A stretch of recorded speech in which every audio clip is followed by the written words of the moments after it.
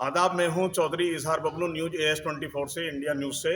हमारे साथ हैं इसरार प्रमुख और हमारे यहाँ पार्षद नदीम भाई हमारे साथ है। कल एक मामले को लेकर के SSP ट्रैफिक से मिले थे।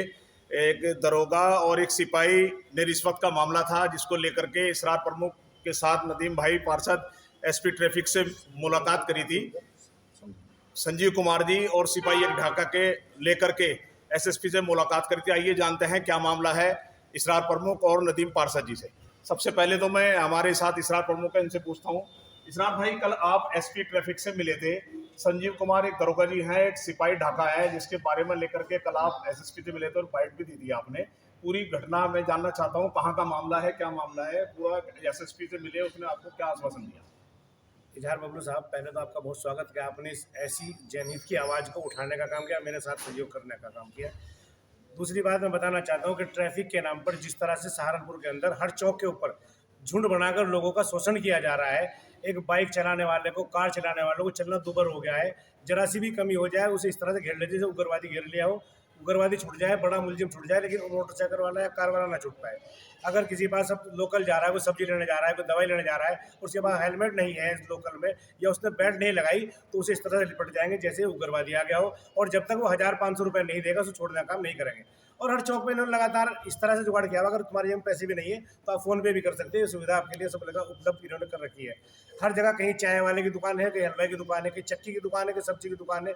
इस तरह से इन्होंने सब दुकानों पर सेटिंग करी हुई है और उसे इशारा करते हैं कि इससे 500 डलवा ले, 200 डलवा ले। पूरी तरह से शहर के अंदर ट्रैफिक के नाम पर उगराई की जा रही है। शहर आवाम शहरियों को बिल्कुल पूरी तरह से परेशान किया जा रहा है। अभी परसों हाल में ही यहाँ जोगान पुल के सामने एक जगह पर हमारे पार्षद साहब का भी वहाँ घर भी नज़दीक है। पार्षद उस एरिया के पार्षद हैं नदीम साहब। उनके एक मजदूर थे, उनके जानकार थे कोई, तो वो लोग जा रहे थे, तो उन्होंने कहा कि भाई हमारे जानकार है, शरीफ आदमी है और हमारे यहाँ काम करके गया, इस हो सके हेलमेट ना हो, इसे छोड़ दीजिएगा और आइंदा हम कहेंगे कि आइंदा हेलमेट भी लगा। तो उन्होंने कहा कि पार्षद साहब इस पर चालान बनता है, चालान किया जाएगा, और आप चाहे कुछ भी करें हम चालान करेंगे। पार्षद साहब ने कहा भाई देखो, हमारे सिफारिश साहब से हम जनप्रतिनिधि आपके हर साथ रहते हैं और हम कोई रोज सिफारिश कर रहे हैं, आज पहली बार सिफारिश तरह कर रहे हैं कि जनहित की बात है कि शरीफ इंसान को आप छोड़ दे तो बेहतर होगा। तो लेकिन उन्होंने उस तरह नहीं छोड़ा, अपनी मनमाने ढंग से पैसे लेकर उसे छोड़ दिया। तो हमें बहुत दुख हुआ कि हाँ, जनप्रतिनिधि की बात काट दी गई और अपने मनमाने ढंग से 100, 200, 500 जो भी उन्होंने लिया उससे और लेकर छोड़ दिया गया।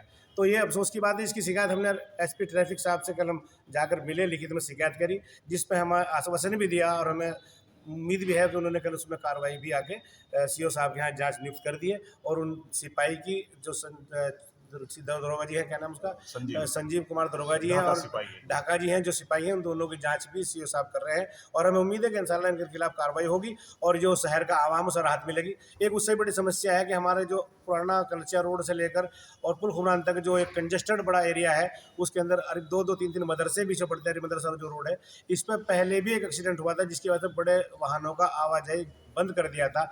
लेकिन दोबारा ना जाने क्यों अधिकारियों को इस बात का ख्याल नहीं रहा और दोबारा फिर पिछले 3-4 महीने से लगातार ये आवाजाही हो रही है। और अब हमें ऐसा लगता है कि किसी भी समय वहाँ पर कोई बड़ी घटना घट सकती है, क्योंकि वहाँ एक तरह के एक समुदाय के लोगों का मदरसा स्कूल है और दूसरे समुदाय कोई साथी करा रहा है। कोई अल्लाह ना करे ऐसी कोई बात हो जाए और शहर में किस तरह की ऐसी स्थिति पैदा हो गई तो जो बड़ी घटना हो सकती है। तो इसलिए हमने कल अधिकारियों से ये भी अवगत कराया कि उस वहाँ पर वाहनों का आवाजाही, बड़े वाहन जो है, जो रेत बजरी या बड़े वाहन होते हैं, उन्हें बंद करा जाए, ताकि वहाँ अमन चैन से लोग अपना रास्ता चल सके और कोई इस तरह घटना ना घट सके। इसरार भाई, मैं ये जानना चाहूँगा, संजीव कुमार दरोगा जी और ढाका सिपाही पे जो आरोप लगा है रिश्वत लेने का, आप बता रहे हैं कि मजदूर वहाँ जा रहा था, उसे रोका और उससे इस तरीके से मांग की, इस पर क्या आपके पास क्या सबूत है कि उन्होंने ये रिश्वत मांगने का काम किया और पैसे लेने का काम किया? ये पहले से इस तरीके से कभी कोई और उनकी शिकायत आई हो तो उसके बारे में क्या है मामला, जरा सा मैं ये जानना चाहूँगा, कोई सबूत इस तरीके का है? देखिए, जिस आदमी को अपना स्वयं लालच होता है ना, किसी को भी, वो इस तरह के टारगेट करके बात करता है। अगर उसके अंदर ये होती कि नहीं, जनभावना है भी जरूरी है, अधिकारी को ये सब सिखाया जाता है कि कोई मतलब दोषी चाहे बच जाए लेकिन कोई निर्दोष को सजा न दी जाए, यही हमारा कानून कहता है, संविधान कहता है, समाज कहता है। तो अगर वो इतनी समझ उनके अंदर होती तो जनप्रतिनिधि उन्होंने कहा कि भाई देखो, छोड़ दो, गरीब आदमी, शरीफ आदमी, हमारा आदमी, इसे छोड़ दो, कम से कम आइंदा उस गलती को दोबारा नहीं दोहराएगा, ये हेलमेट भी लगाएगा, नियम अनुसार चलेगा, तो उसे छोड़ देना चाहिए था। लेकिन 100-200 रुपए लेने का मतलब, अब उसकी कोई उनके पास सर्टिफिकेट वो तो है नहीं कि बैंक अकाउंट से दिए उन्होंने। संजीव कुमार ने लिए ये डाका, इसमें जो सिपाही था वो थे, दरोगा जी ने कहा, दीवान जी ने लिए, दोनों शामिल है उसमें। अच्छा, दूसरा जैसे आप कल एसपी ट्रैफिक से मिले थे, उन्होंने आपको क्या आश्वासन दिया है? आश्वासन ये दिया है कि उनके खिलाफ कार्रवाई होगी, अगर वो दोषी पाए जाते हैं, मगर दोषी तो है ही 100%ली, तो उनके खिलाफ सस्पेंडिंग कार्रवाई होगी। और हम तो कहते हैं कि शहर में और भी जगह जो हो रहा है वहीं है ही नहीं, शहर में हर चौक पर आप जाकर देख लो, आप अपने पत्रकारिता का ये अपने जेब में डाल लो, उसके बाद जाकर देख लो आम आदमी बन का, आम शहरी बन के, अगर तुम्हें क्या नाम शहर में बेरड्डे से लेकर विकास भवन तक 10 जगह न रोका गया, और उधर क्या अस्पताल चौक से लेकर अम्बाला रोड तक 10 जगह न रोका गया, और कहीं भी आप पे कागज जरा सा कम होगा, जरा सी लापरवाही होगी, तो तुम्हारे 1000-2000 की उगराई हो जाएगी। तो सड़क के ऊपर लूट हो रही खुलेआम, इस लूट के खिलाफ गए थे हम। ठीक है। अब हमारे साथ नदीम भाई भी हैं, मैं पूछना चाहूँगा नदीम भाई, कल जैसे आप बता रहे हैं आपके कोई मजदूर जानकार थे जो वहाँ जा रहे थे, उन्होंने रोका है, उनके साथ क्या उत्पीड़न किया, कि किस तरीके से पैसे मांगे, क्या रिश्वत मांगी, वो मुझे पूरा बताए। जैसे नाम आ रहा है संजीव कुमार दरोगा जी का, और ढाका एक सिपाही का नाम आ रहा है कि उन्होंने रिश्वत मांगी है, ट्रैफिक पुलिस पैसे मांगने का काम कर रही है। पूरी जानकारी जरा से आप मुझे बताएं, क्या मामला था? मेरा आवास वहीं पर जोगियान पुल के सामने है। जी। तो मेरे पास फ़ोन आया था कि दरोगा जी ने बाइक रोक ली, तो मज़दूर आदमी है, ज़रा जाके देख लो। मैंने कहा मैं तो यहाँ पे हूँ नहीं। तो मैं काफ़ी देर बाद पहुँचा, खैर वहाँ पे जब वो लगातार मेरे फ़ोन पर हो गए, कहने लग गया वही 1000 रुपये मांग रहे हैं, और बाइक नहीं छोड़ रहे। पहले 2000 की डिमांड थी, फिर 1000 रुपये पे आ गए। तो जब 1000 रुपये के भी उनके पास, मज़दूर के पास नहीं निकले, कि उनकी तनख्वाह ही हफ्ते में हिसाब होता है या 15 दिन में, तो पैसे उस टाइम पे नहीं थे। तो मैंने कहा ऑनलाइन करा दो।